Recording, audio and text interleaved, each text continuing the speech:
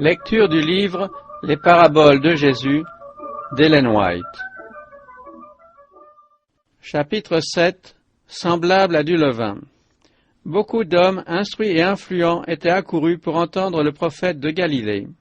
Parmi eux, certains regardaient avec curiosité la foule rassemblée autour du Christ, tandis qu'il enseignait au bord de la mer.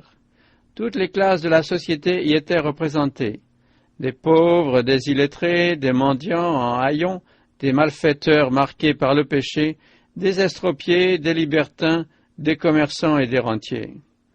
Tous, grands et petits, riches et pauvres, se pressaient autour du Maître pour entendre ses enseignements.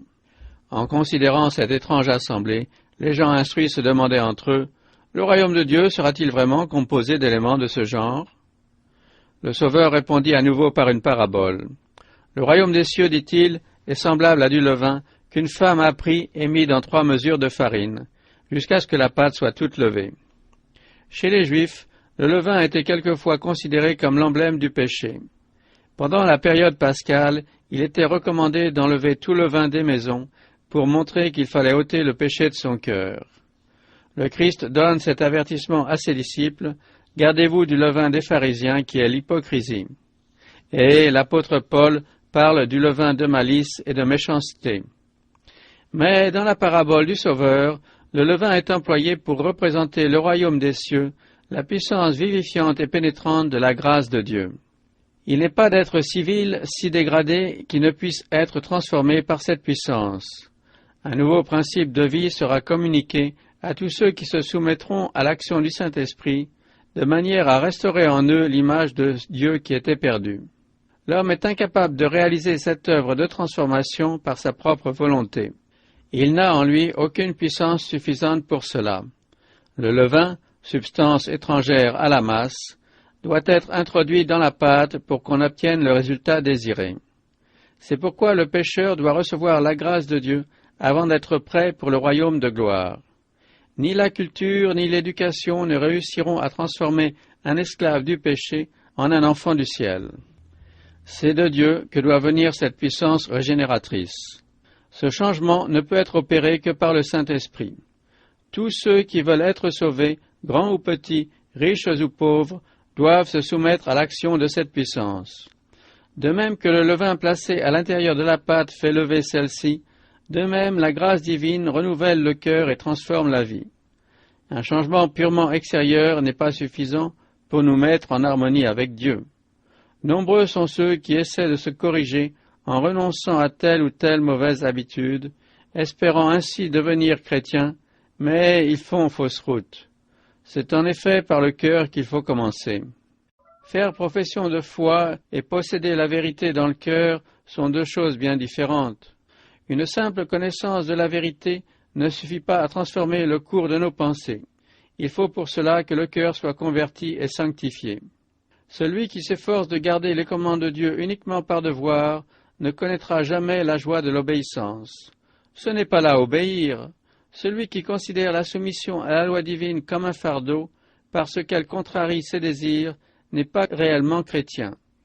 La véritable obéissance procède d'un principe qui a sa source dans l'être intérieur. Elle émane de l'amour de la justice et de la loi de Dieu. L'essence de toute justice, c'est la fidélité à notre Rédempteur qui nous pousse à faire le bien par amour du bien, parce que le bien est agréable à Dieu.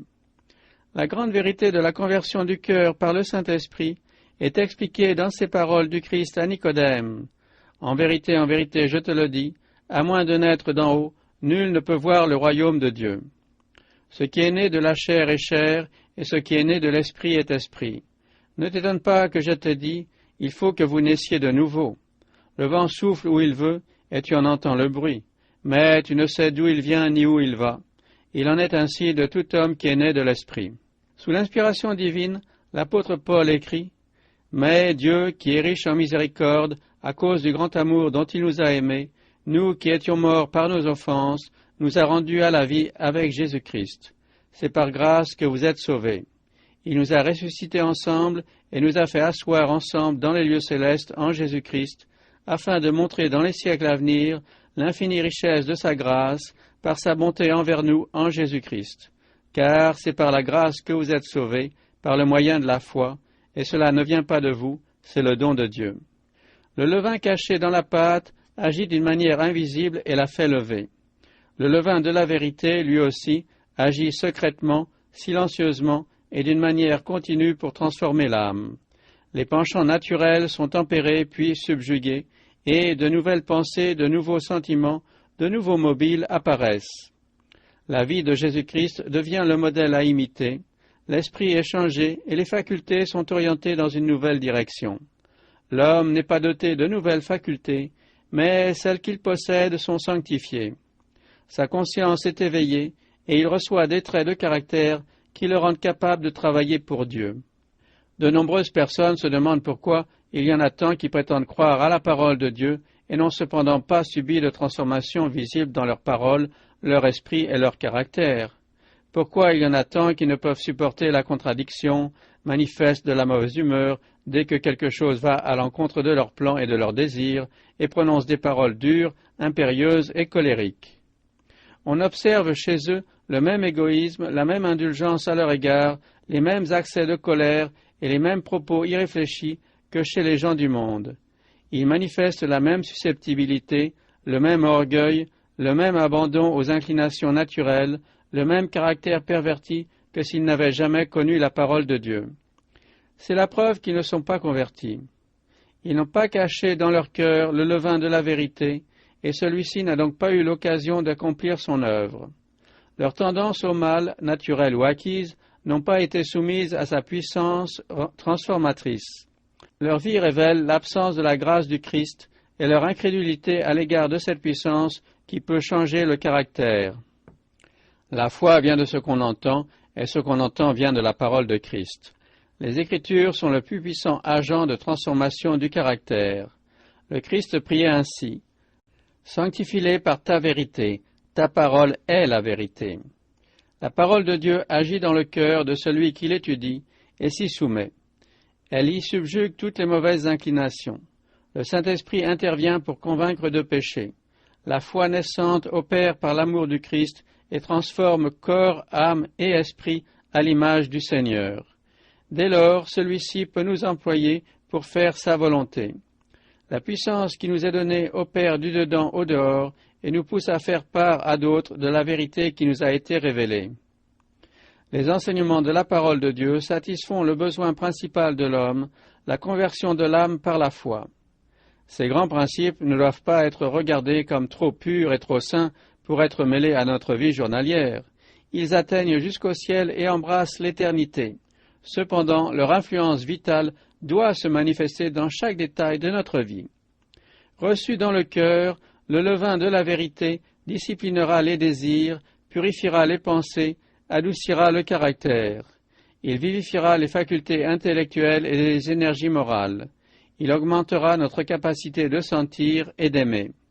Le monde est étonné de voir des individus animés par ces principes. L'homme égoïste et épris de l'amour de l'argent ne vit que pour s'assurer les richesses, les honneurs et les plaisirs de ce monde. Il ne tient aucun compte de l'éternité. Mais le disciple du Christ relègue ces choses à l'arrière-plan. Pour l'amour de son Sauveur, il renonce à lui-même et travaille au salut de ceux qui vivent sans Dieu et sans espérance. Le monde ne peut pas comprendre le chrétien, car celui-ci a les yeux fixés sur les réalités éternelles. L'amour du Christ, avec sa puissance rédemptrice, a pénétré dans son cœur. Il évince tous les autres mobiles et élève l'être au-dessus de l'influence néfaste du monde. La parole de Dieu doit sanctifier nos rapports avec nos semblables. Le levain de la vérité ne produira pas l'esprit de rivalité, l'ambition, le désir d'occuper la première place. L'amour qui vient du ciel n'est ni égoïste ni versatile, il ne dépend pas des louanges des hommes.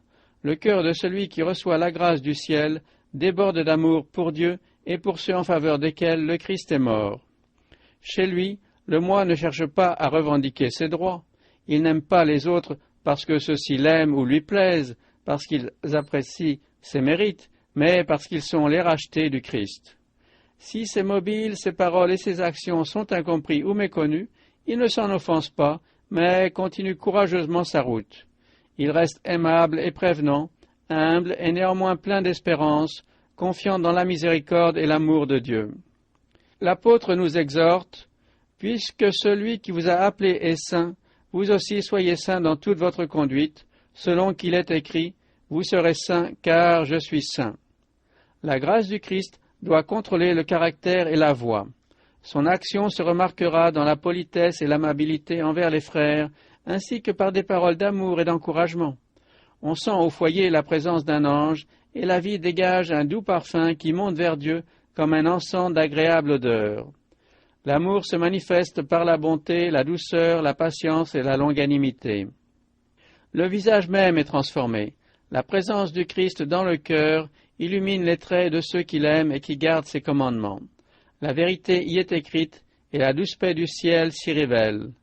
La vie d'un tel homme exprime une amabilité constante, un amour plus qu'humain.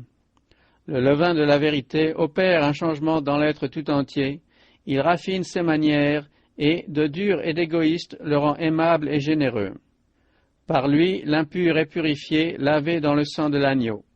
L'esprit, l'âme et le corps retrouvent leur harmonie divine grâce à sa puissance vivifiante.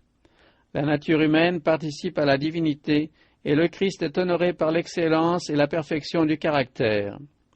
Lorsque ces changements se produisent, les anges éclatent en chants de louange et le Père et le Fils sont remplis de joie de voir des âmes transformées à leur divine ressemblance.